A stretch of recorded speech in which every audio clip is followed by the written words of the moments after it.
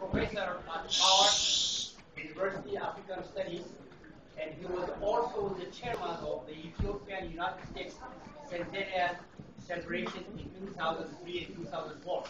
He came here to tell everyone that the first contact between the Ethiopian government and the United States government was as a result of the contact started by an African American.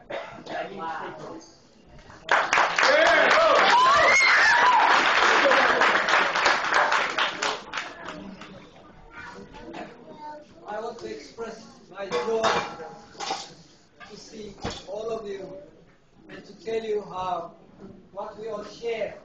We could all go to Addis Ababa, Ethiopia, Kingston, Jamaica, Lagos, DC, New York, the Chinese, the Russian, the Czech, would see us and they wouldn't know whether he's from DC, from Jamaica, how we all share not only our physical features, but our history, how we are spiritual people even when we're separated by years of history, by miles of distance, how we are the same people and how Ethiopia has had very strong relations, cultural, social, spiritual ties with people in the diaspora and African Americans, how they came to the help of Ethiopia when Ethiopia was the first African country, the first black nation to defeat a European imperialist power, Italy. That's right. African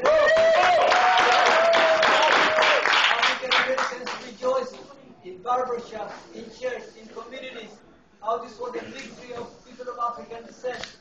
When it was attacked by Legates 40 years later, they rose up in arms in support of Ethiopia. People of African descent here in America have been stalwarts for South Africa, for African independence, for Ghana, for Nigeria, for the whole world. And the first contact between America and Ethiopia was initiated by an African American called William Ellis, who started this over 100 years ago. Out of that, African Americans have supported Africa in the Congress.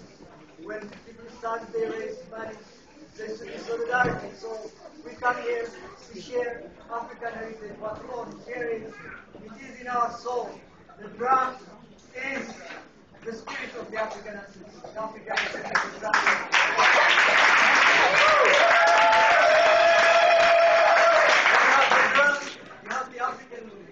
You have the African queen, you have the African child. Everybody comes in spirituality, in community, in love, togetherness, because that translates in strength, in power.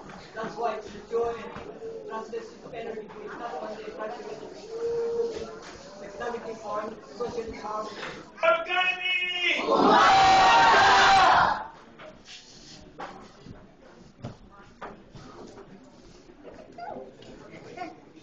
If you were at home right now, watching Dish TV, cable, converter box, you would probably tune into a station and say, you do enjoy the program.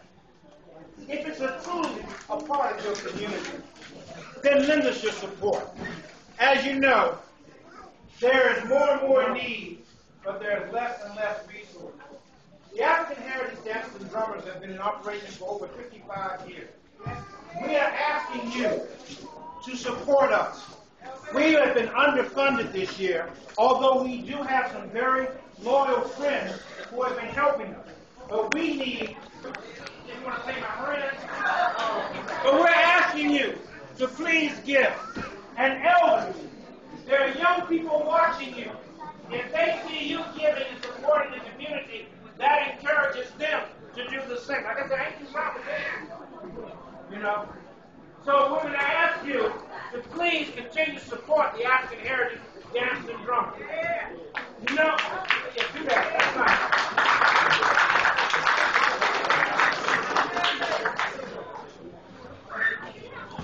Melvin Dill and the African Heritage Dancers and Drummers have been all over the city. They used to be located downtown in East Street. They were on Minnesota Avenue. They were on Georgia Avenue. Now, I want to see how many of you go back. Woo! When they were across from the Harambe House. All right? Was up in, I think, Adams Morgan, right?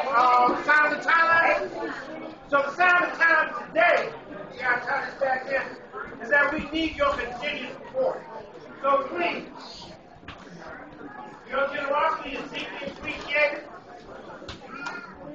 No, we have returned